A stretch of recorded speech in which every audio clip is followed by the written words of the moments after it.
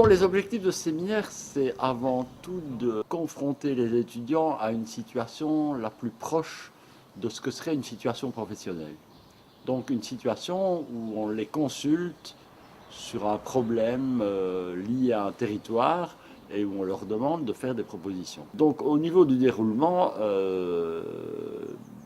on essaye d'abord de construire avec eux et de faire en sorte qu'ils aient une maîtrise au moins théorique d'un certain nombre d'outils d'analyse, donc ce qu'on appelle des grilles d'analyse, de les familiariser un tant soit peu avec un terrain sur lequel on va aller et de faire en sorte qu'ils construisent eux-mêmes les questions qu'ils ont envie de traiter ou qui leur paraissent pertinentes et de faire l'ensemble de la démarche qui serait celle d'un professionnel, c'est-à-dire s'informer sur la situation, s'interroger sur qui on veut rencontrer, quelles informations on veut obtenir, prendre les contacts, et ils le font eux-mêmes, et ensuite travailler, si possible, collectivement, parce que c'est, je pense, une dimension importante de la profession, je dirais, d'expert en gestion de l'environnement, c'est de pouvoir travailler collectivement avec des disciplines différentes, des compétences différentes, pour produire un diagnostic. Alors nous sommes arrivés ici évidemment parce que nous avions un contact avec une personne qui avait été rencontrée dans une précédente recherche qui nous a, je dirais, à la fois accueillis et accueilli notre démarche avec intérêt, mais qui en même temps nous a posé une question. Que peut-on faire du maraîchage, c'est-à-dire de cette activité de production de légumes qui est assez intensive et qui est très traditionnelle, donc qui a un long passé, qui fait partie de l'image de la région, mais qui en même temps pose problème dans la manière dont elle peut s'ajuster aux politiques d'environnement européennes, nationales et même locales.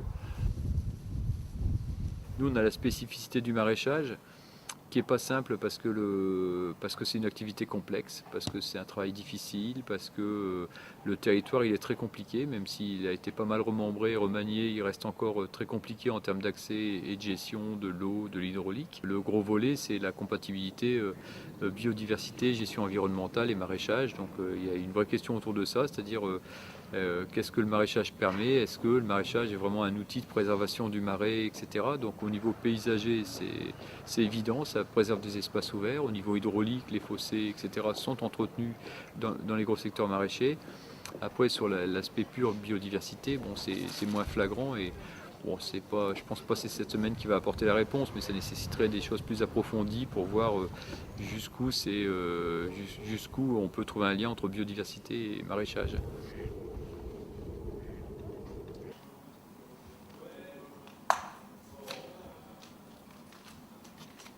Dans le cadre de la recherche qu'on doit faire pour l'UNIF, donc, qui est d'essayer de voir comment on peut concilier l'activité agricole, en particulier le maraîchage, avec la question de l'environnement.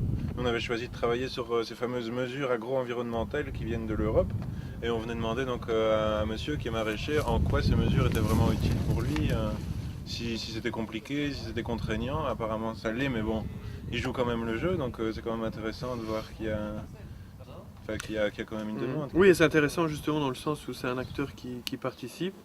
Bon, en plus, comme il l'a exprimé, il a 56 et son frère 55, donc c'est pas l'âge qui les empêche de participer à ces mesures. Par contre, ils disent plutôt que c'est l'inverse qui se produit, c'est que les jeunes sont découragés automatiquement par le changement que ça peut apporter dans leur pratique. Papier, procédure, etc. etc. On vient de refaire une MAE l'année passée, on était à 6 producteurs. 6 producteurs. Les autres nous ont dit non, c'est trop astreignant. Ouais. Et je vous dis qu'on a galéré.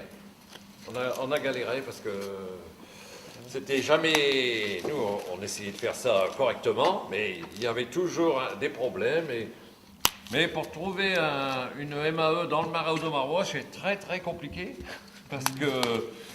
Nous, on n'arrive pas à faire certaines choses qu'ils nous demanderaient en grande culture. Hein, c'est ça le problème dans le marais. Hein.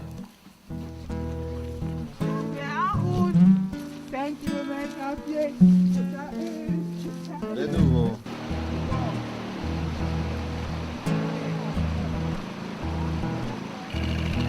Bonne marche.